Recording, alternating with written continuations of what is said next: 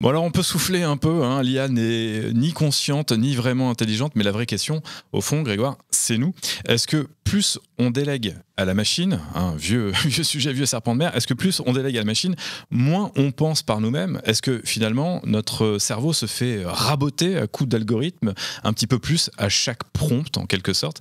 Est-ce que face à ce risque de camisole numérique, on peut essayer de nous éclairer? Est-ce qu'on est en train d'atrophier notre cerveau?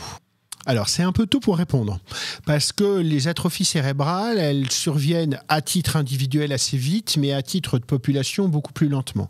Le cerveau s'adapte, mais il y a des caractéristiques génétiques, épigénétiques, etc. Si on rentre dedans, on en a pour 3 heures, donc je vais pas pousser cette porte-là, mais on a une adaptabilité. Maintenant, le cerveau est une machine qui utilise énormément l'anticipation anxieuse chez tout le monde, et un des principes de l'anticipation anxieuse, c'est la plasticité, c'est-à-dire que tout ce qui n'est pas utilisé de manière régulière peut être consacré à autre chose. Ce qui explique qu'il oublie des données tout le temps. Enfin, qu'il jette des données tout le temps parce que ça ne lui sert pas et de toute façon, il les récupérera s'il doit les récupérer. Et donc, quand on ne se sert pas d'une fonction, elle disparaît. Je vais prendre un exemple pour que ce soit bien clair. Quand j'étais jeune neurologue, on était avec des vieux neurologues qui avaient la réputation d'être les bénédictins de la médecine, c'est-à-dire des mecs brillantissimes mais qui servaient à rien. Et je ne dis pas ça pour les bénédictins, ne me tapez pas dessus, mais dont l'utilité est une utilité très spirituelle. Et il faisait des diagnostics absolument incroyables en 2 minutes de localisation à l'intérieur du cerveau avec des épingles et des cotons. Et vraiment, moi, je les ai vus faire. L'IRM est arrivé. Ma génération à moi, qui a une grosse culture anatomique, parce qu'on nous l'a enfoncé de force, si j'ose dire, n'a pas cette précision. Moi, une épingle et un coton, j'ai pas la précision de ces gens-là. Pourquoi ? Parce que la fonction a été consacrée à autre chose. Eh ben, le problème, c'est quand on utilise de l'intelligence artificielle et qu'on ne raisonne plus par soi-même, on perd de l'expérience, et donc tout ce qui est fonction cérébrale d'expérience va probablement au moins être mis au second plan. Toute la difficulté de l'expérience, c'est que neurologiquement, l'expérience, c'est la résultante du temps passé et de l'erreur.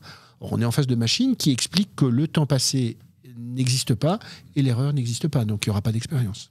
Mais en fait, est-ce que c'est pas l'histoire de la vie ? Est-ce que c'est pas le cas toujours ? On a quelques marottes chacun dans notre sac. Moi, j'en ai une. Allez, tu veux nous citer Platon ? Mais bien sûr, Platon. Alors, je vais reciter pour ceux qui n'écouteraient pas tous nos épisodes, mais il y a au moins un épisode sur 2 où j'en parle finalement. Oui, effectivement. Qui donc, il y a 2500 ans, lui, il avait très peur de l'écriture parce qu'il disait si on écrit, on n'aura plus à se souvenir, on va donc y perdre notre mémoire.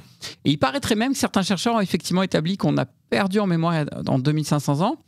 Je pense aussi à la manifestation des professeurs de mathématiques en 1960 et quelques, à l'apparition de la calculette, qui disait nos élèves vont devenir des cons finis, ils ne sauront plus compter. Ils ont un peu tardé parce que la pascaline, c'est bien plus vieux que ça. Et il y en a eu plein d'autres. Et l'exemple que tu nous donnes, on est un aussi. Donc, est-ce que c'est si grave ?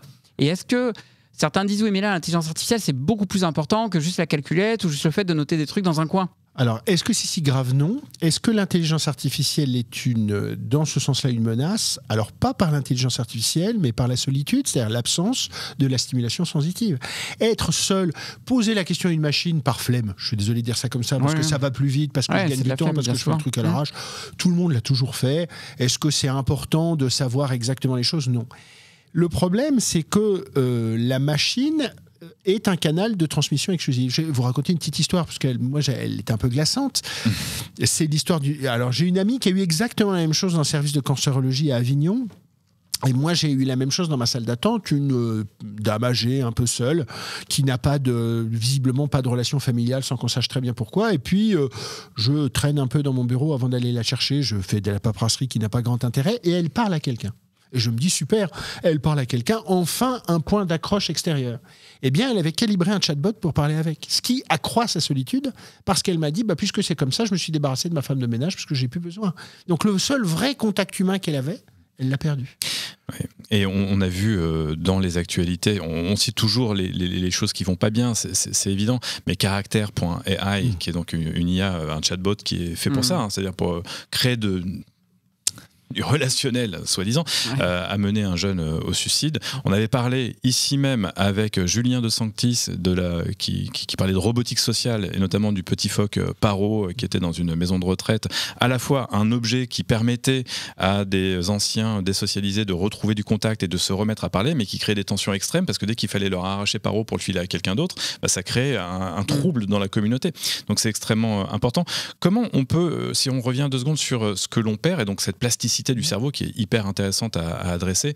Je crois qu'il y a une philosophe scientifique aussi qui s'appelle Catherine Malabou, il y a quelques années, qui écrivait des trucs assez extraordinaires dessus. Hyper intéressant, je vous invite à la lire. Voilà. Et Michel Serres, moi c'est ma marotte, c'est Michel Serres, disait l'homme est un animal qui perd autant qu'il gagne. Et à chaque fois qu'on perd quelque chose, on gagne. Il avait une métaphore très belle pour ça, qui n'était pas du tout issue de l'histoire qu'il racontait. Soi-disant, c'était son prof qui lui avait dit ça, prof d'histoire ou je sais pas quoi. Bref, on a perdu nos griffes quand on s'est mis sur nos pattes arrière, mais finalement, on a gagné le fait de pouvoir caresser. C'est très métaphorique. Bon. Là, on va perdre des choses. Qu'est-ce qu'on est en train de gagner, selon toi ? C'est une bonne question. C'est une question qui est plus sociale qu'une question d'intelligence artificielle. Si on gagne le fait d'être enfermé chez soi en claquettes chaussettes, en se faisant livrer de la nourriture en bas tout seul et en discutant avec des êtres virtuels, on ne gagne pas grand-chose. Et à ce moment-là, on a ce que dit Eric Sadin, c'était une civilisation spectrale. Donc, est-ce que Macbeth est une entité enviable ? Je ne suis pas totalement sûr. Shakespeare a démontré l'inverse, mais je ne suis pas totalement sûr. Si on dégage des tâches automatiques pour avoir du contact avec les autres ou pour faire quelque chose effectivement de social, oui, c'est une très bonne chose. Après, le virage va dépendre de ce qu'on en fait. J'ai un peu peur, moi, comme neurologue, le taux de solitude que je vois dans mon bureau augmente de manière extrêmement importante. Des gens seuls ou hyper conformes, avec des groupes dans lesquels tout le monde pense la même chose en même temps. Alors, mon niveau de philosophie est très bas. Je fais le tour de Nantes avec mes chiens le soir. Je constate 2 choses. Le nombre de livraisons par des sociétés... de livraison de repas. De livraison de repas augmente. Ouais. Et il y a une chose qui me frappe beaucoup depuis 18 mois, c'est que quand vous regardez les vitrines des bars, il n'y a plus de mélange homme-femme. C'est-à-dire que vous avez des groupes de filles et des groupes d'hommes. Alors les groupes d'hommes, il y en a beaucoup moins que des groupes de filles, mais il y a un nombre de groupes de filles absolument impressionnant.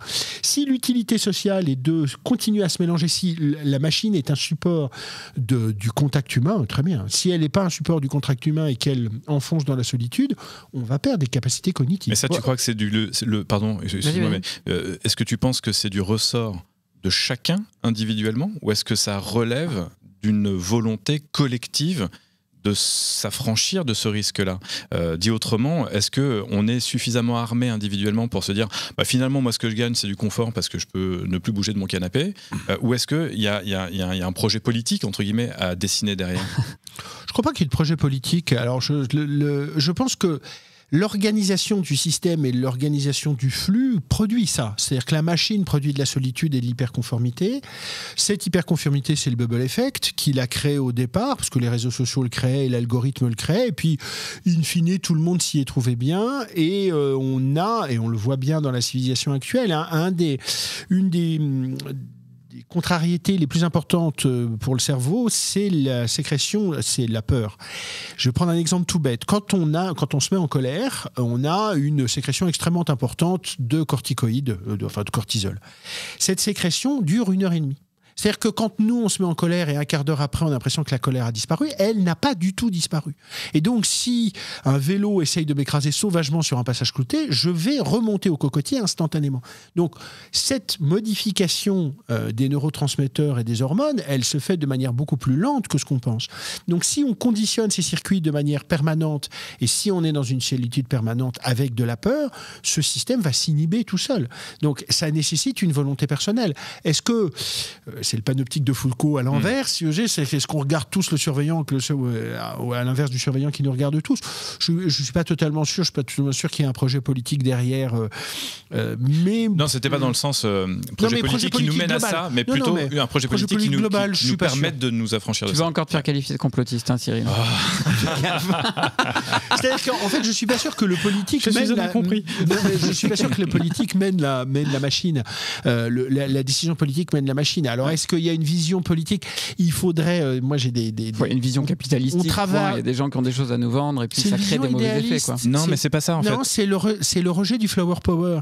C'est-à-dire que puisque nous, on voit bien au départ du système, je vais le citer, mais c'est Erwan Loriot-Prévost qui est extrêmement intéressant dessus. C'est-à-dire qu'il y a un système où l'analyse politique du projet dans les années 30 est déjà présente. Quand Bernanos, dans La France contre les machines, dit super bouquin. Ils regarderont les écrans, qui les rendront vides et ils ne réfléchiront plus à rien, il l'écrit juste avant sa mort, en 47. C'est donc bien que le logiciel existe. Quand Gunther Anders écrit L'obsolescence de l'homme, en 56 et en 68, dans mes souvenirs, tout est dedans, hein. Voilà. Le fameux Gunther Anders, philosophe allemand, qui dit l'homme dépend toujours 2 fois de sa machine. Une première fois parce qu'il a besoin régulièrement ici. J'adore le Vas-y, finis la citation. Non, mais c'est ça. En fait, tu dépends 2 fois de ta machine. Une première fois parce que tu en as marre de te faire mal à la main en tapant dessus, donc tu vas prendre une pierre et puis après tu vas lui mettre un manche parce que c'est plus pratique, etc. Et puis tu te rends compte qu'avec cette technique-là, tu dois te maintenir au niveau parce qu'il y a d'autres idées qui viennent derrière, mais que donc il va falloir une deuxième techno, etc. Et donc on dépend 2 fois de la machine. Et in fine, la comparaison est un peu vite faite, mais c'est aussi ce qui donne justement derrière du Mary Shelley, etc. C'est-à-dire qu'on dépend tellement de notre technique parce qu'elle nous façonne autant qu'on la façonne, entre guillemets, que derrière on a la peur qu'elle nous dépasse ou qu'elle nous remplace. Voilà. Top. Et ça mène à Neuralink. Et puis notre créativité nous surprend. La créativité, c'est pas quelque chose qu'on contrôle. C'est là où la créativité de la machine n'existe pas, à mon sens. C'est-à-dire que la créativité, elle nous dépasse. C'est des choses qui viennent de la profondeur et de temps en temps, des artistes ont fait des trucs qui n'avaient aucun sens à la base. Et c'est pas que la drogue. Et c'est pas que la drogue. French Tech, esprit critique pour tech éthique.